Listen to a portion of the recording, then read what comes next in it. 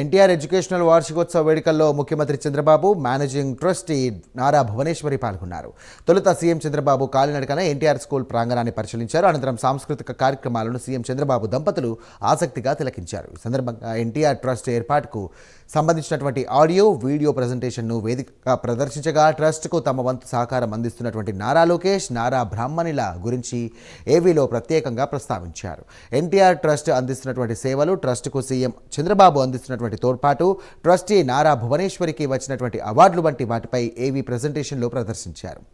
NTR trust నిర్వహిస్తున్నటువంటి thalassemia care centre, త్రాగునీటి సరఫరా, స్కిల్ డెవలప్మెంట్, స్త్రీ శక్తి కేంద్రాలు, విద్య, వైద్య సేవలు, ప్రకృతి విపత్తుల్లో ట్రస్ట్ చేసినటువంటి సేవలను వివరిస్తూ వీడియో ప్రజెంటేషన్ ఇచ్చారు. ఎన్టీఆర్ ఎడ్యుకేషన్స్ను 131 మందితో ప్రారంభించామని, ఇప్పుడు 1000 మంది పిల్లలు చదువుకుంటున్నారని సీఎం చంద్రబాబు అన్నారు. ఇప్పుడు విద్యార్థులు చదువుకుంటున్నటువంటి క్లాస్ రూముల్లో ఆ రోజు రాజకీయ నాయకులు శిక్షణ తీసుకున్నారని గుర్తు చేశారు. ఇక్కడ విద్యార్థులు దేశవ్యాప్తంగా పోటీ పరీక్షల్లో రాణిస్తున్నారని నారా భువనేశ్వరి సంతోషం వ్యక్తం చేశారు.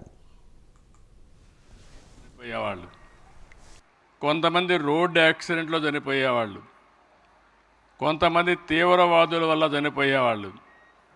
అలాంటి సమయంలో ఆ పిల్లలంతా అనాథులైపోతే, తల్లి తండ్రి లేని పిల్లలుగా తయారైతే ఆ పిల్లలకు పెద్ద దిక్కుగా ఉండాలి, వారికి ఏ లోటు లేకుండా చేయాలనే ఉద్దేశంతోనే ఇక్కడ ఈ కార్యక్రమానికి శ్రీకారం చుట్టాం.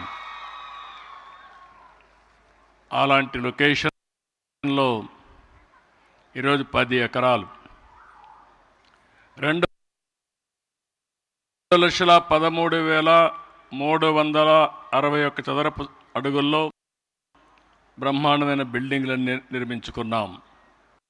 ఆ రోజు ఒక చిన్న మొక్క ఈరోజు మహావృక్షమైంది. 20 సంవత్సరాలు నేను ఇక్కడ మనస్ఫూర్తిగా మిసెస్ భువనేశ్వరి గారిని అభినందించాలి. ఎందుకంటే నేను చేసింది ఒక ఎత్తు. ఆ తర్వాత ఆవిడ మేనేజింగ్ ట్రస్టీ అయిన తర్వాత నేను స్కూల్ పెడితే జూనియర్ కాలేజ్ పెట్టారు, తర్వాత డిగ్రీ కాలేజ్ పెట్టారు. నేను మళ్ళీ వచ్చేవాడిని కాదు. దీన్ని సమర్థవంతంగా నిర్వహిస్తున్న ఘనత శ్రీమతి భువనేశ్వరిది అని చెప్పి కూడా నేను మీ అందరికీ విజ్ఞప్తి చేస్తున్నాను.